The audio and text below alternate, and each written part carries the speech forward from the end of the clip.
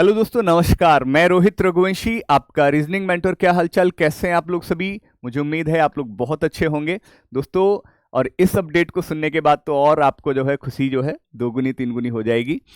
वो क्या है, मैं पहले आपको एक संक्षिप्त में बता देता हूँ। 2025 से पहले जो हमारे एग्जाम का क्रम रहता था वो ये रहता था कि पहले आरआरबी होते थे, फिर आईबीपीएस पीओ क्लर्क और देन उसके बाद एसबीआई, ये क्रम रहता था। लेकिन 2025 में ये आपका जो है ब्रेक हुआ चीजें। अब ऑर्डर आपने थोड़ा नोटिस किया हो तो आपने देखा होगा कि सबसे पहले एसबीआई का एग्जाम हुआ, देन फिर आपका आईबीपीएस का एग्जाम हुआ, देन आपका आरआरबी हुआ है।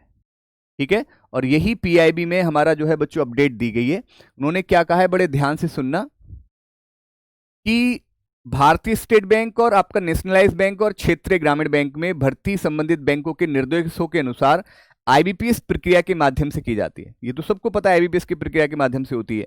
आमतौर पर क्षेत्रीय ग्रामीण बैंकों की परीक्षा राष्ट्रीय बैंक और भारतीय स्टेट बैंक की परीक्षाओं से पहले, ऑब्वियसली आरआरबी जो है वो पहले ही होता है इनसे, तो ठीक है। परिणाम भी इसी क्रम में घोषित होते हैं, पहले आरआरबी होता है, देन उसके बाद फिर आईबीपीएस, ऐसे करके। हालांकि एक उल्लेखनीय प्रवृत्ति सामने आई है जिसमें नवनियुक्त उम्मीदवार अक्सर क्षेत्रीय ग्रामीण बैंकों से और से फिर भारतीय स्टेट बैंक में चले जाते हैं। ठीक है, आरआरबी दिया, आरआरबी नहीं ज्वाइन करके या ज्वाइन करने के बाद फिर उन्होंने वहां ज्वाइन कर लिया तो छोड़ दिया। तो वो चीजें कहीं ना कहीं एक समस्या का कारण बन रही थी, क्योंकि वहां फिर एम्प्लॉयज की कमी कहीं ना कहीं उन्हें खल रही थी। इस चीज में सुधार लाने के लिए उन्होंने क्या कहा है कि इस मुद्दे को ध्यान में रखते हुए वित्तीय सेवा विभाग ने भर्ती परीक्षाओं की व्यापक प्रक्रिया और परिणाम घोषित के पैटर्न की समीक्षा की और इंडियन बैंक्स एसोसिएशन को 3 श्रेणियों के बैंकों में भर्ती परिणामों की घोषणा के लिए एक मानकीकृत और तार्किक क्रम लागू करने की सलाह दी है।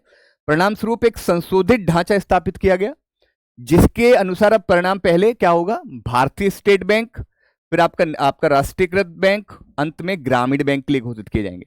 इसके अलावा इन श्रेणियों के अंतर्गत सभी अधिकारी स्तरीय यानी कि जो ऑफिसर वाले लेवल वाले होंगे उनके परिणाम पहले घोषित होंगे। ठीक है। और लिपिक स्तरीय परीक्षाओं के परिणाम उसके बाद किए जाएंगे।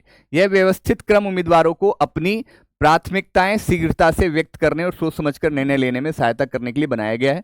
यह दृष्टिकोण उम्मीदवारों के लिए पूर्वानुमान को बढ़ाएगा, भर्ती स्थिरता में सुधार करेगा, उद्योग में कर्मचारियों को छोड़ने की दर को काफी हद तक कम करेगा। उनका सबसे मेन उद्देश्य तो यही है कि भाई छोड़ने की दर को कम करेगा। ठीक है।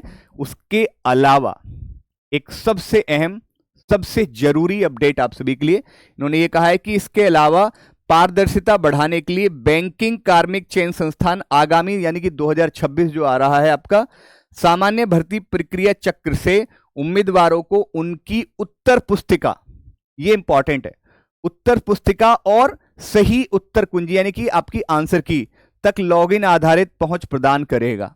यानी कि जिस तरह से आपको एसएससी में देखने को मिलता है, ठीक है जी, प्रॉपर आपको उसकी आंसर की मिलती है, तो वैसा ही सेम कुछ अब आईबीपीएस। तो यहां से ट्रांसपेरेंसी और बढ़ेगी, यहां से चीजें और बेहतर होंगी। ठीक है बच्चों। तो सबसे इंपॉर्टेंट, कल ही मैंने एक शॉर्ट्स के माध्यम से बताया कि एसबीआई जो है 200 से 300 नई ब्रांचेस ओपन करने जा रहा है। तो भाई ये सीएस शेट्टी साहब ने हमें इशारा कर दिया है। ठीक है जी। तो 16,000 अगर पद आपको कहीं ना कहीं, वो तो खैर डिस्ट्रीब्यूटेड होंगे, अलग अलग उसमें होंगे कि भाई एसओज में होंगे, बीओ में होंगे, क्लर्क में होंगे, सबको मिलाकर आपका जो है रहेगा। लेकिन कहीं ना कहीं नंबर बड़ा है। ठीक है जी। और सबसे इंपॉर्टेंट बात कि इस साल जब 2026-27, तो आपको पहले से ही प्रॉपर पता भी रहेगा कि अब जो एक ऑर्डर रहेगा एग्जामिनेशन का वो क्या रहेगा। सबसे पहले एसबीआई, देन उसके बाद IBPS PO clerk and then उसके बाद फिर आपका आरआरबी। तो ये ऑर्डर भी आपको पता चल गया। आपको ये भी पता चल गया कि सबसे पहले ऑफिसर स्केल एग्जाम्स होंगे, देन उसके बाद बाकी के रिजल्ट, मतलब ऑफिसर के रिजल्ट जारी होंगे। ठीक है जी। फिर उसके बाद बाकी क्लर्क के उनके जो है रिजल्ट जारी किए जाएंगे। इस तरह से ऑर्डर रहेगा जिससे कि प्रॉपर कैंडिडेट प्रॉपर तरीके से उस चीज का चुनाव कर सके कि भाई किस किस में जाना है, किस तरह से करना है चीजों को। तो एक तो सबसे बड़ी बात कि आपको पता है कि एसबीआई अब इस साल सबसे पहले होगा, पहली चीज। दूसरी चीज, उसकी वैकेंसीज के बारे में भी हमने कल बताया था शॉर्ट्स के माध्यम से। तो फिर सोचना नहीं है, अब दिमाग ज्यादा नहीं लगाना है, अब अलर्ट हो जाना है। और जिन्होंने 2025 में अच्छा प्रयास किया लेकिन फिर भी किसी न किसी वजह से पॉइंट से या 1 मार्क से कुछ रह भी गया है उनका, 2026 आपका इंतजार कर रहा है। देखिए, हमें हताशा निराशा जीवन में मिलती है, ऐसा नहीं, ये तो एक स्टेप है।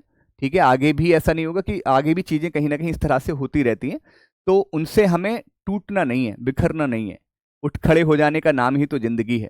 तो आपको फिर से उठ खड़े होना है, फिर से एक नए जोश, एक नए उत्साह के साथ इस 2026 का आगाज करना होगा।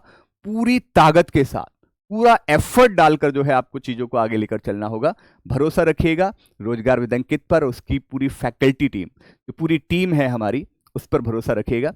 ये तय है कि आपको आपकी मंजिल तक जरूर पहुंचा के रहेंगे।